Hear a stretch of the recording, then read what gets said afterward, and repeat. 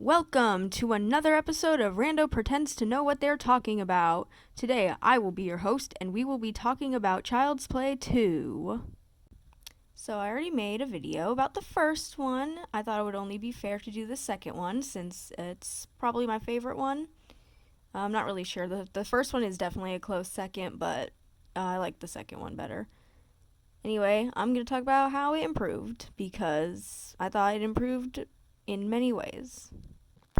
The first thing I definitely noticed was the animatronic work improving. In the first movie, it looked pretty janky at times, and you could obviously tell, but in this one, it was a lot better.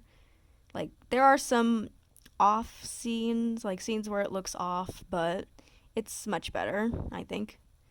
I thought the sets were very good, especially the factory. The factory was very nice and colorful, and the machinery looked very nice. It's cool that they made all that just for the climax. It was cool. Very nice dedication.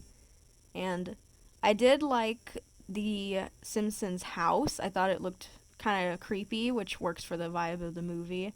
And I liked how in a lot of the shots you could see the ceiling, because I feel like usually in movies and shows you don't really see the ceilings of the houses.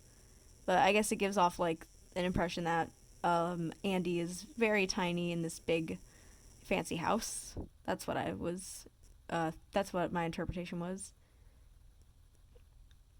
Speaking of Andy, I think Alex Vincent, the actor who played him, was better at acting in this film. In the first one, he was good. Still, he was good, but especially for a kid his age. But he definitely improved in this one, because in the first one, some of the line deliveries were off. The delivery of the line weren't great. That's what I'm trying to say. But this one was better. In the first movie, I didn't really know how to feel when the characters died, because I barely knew them. With Aunt Maggie, I laughed at her death because it was ridiculous, but after that, I kind of didn't know how to feel because I barely knew her.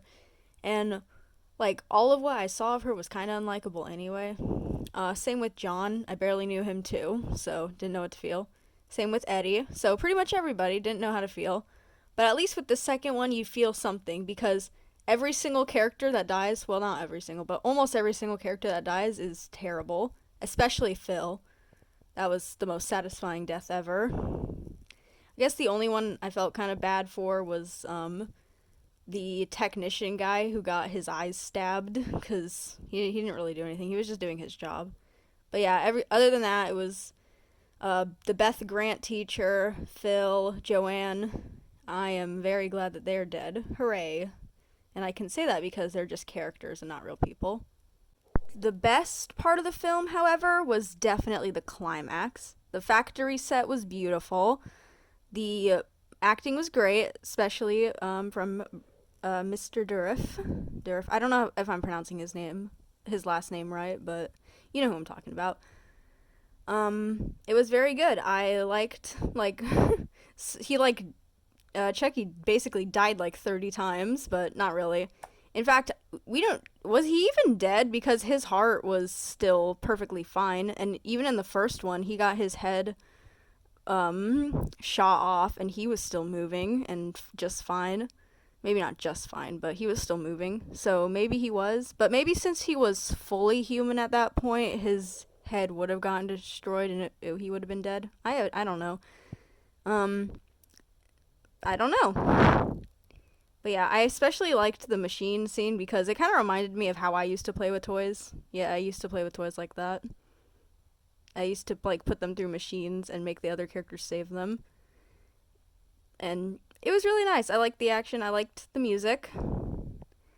It was great. The idea, I like the whole full circle moment too, because it's the movie started out in the factory with him being rebuilt, and then it ended in the factory with him being destroyed, so it was a nice full circle. But of course, there is no such thing as a perfect movie, so let's talk about the flaws. Well, first of all, no Karen, or no Mike. No Karen, no Mike. Very sad. I miss Karen. And I miss Mike. I miss Karen a little bit more, and so does Andy, because, well, mother. I'm a little bit too attached to this fictional character.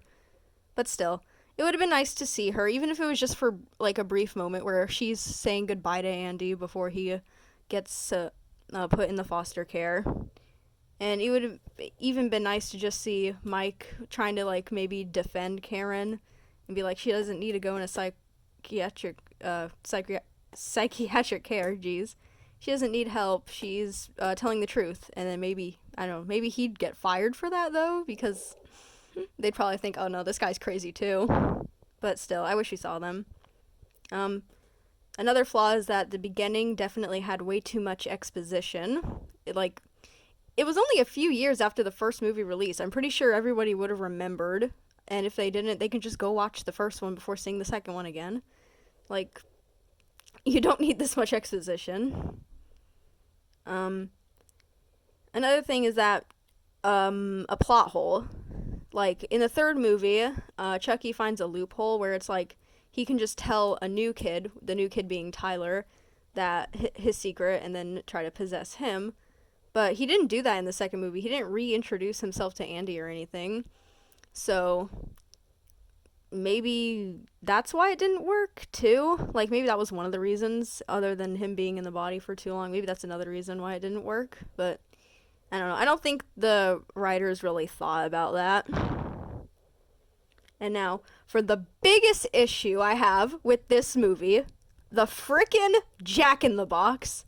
I mentioned this in the last one, but I can't get over it. Don't put it on the cover of the movie and act like it's gonna be in the movie when this never happens. The closest thing we get to that is him burying the Tommy doll, because that's like another toy. But no Jack in the Box. We get to see a Jack in the Box on Andy's shelf, but one, it's not the same one, and two, Chucky never interacts with it. Don't put the Jack in the Box on the cover if you're not gonna put it in the movie! Okay, but yeah, that's pretty much my only problems with the movie.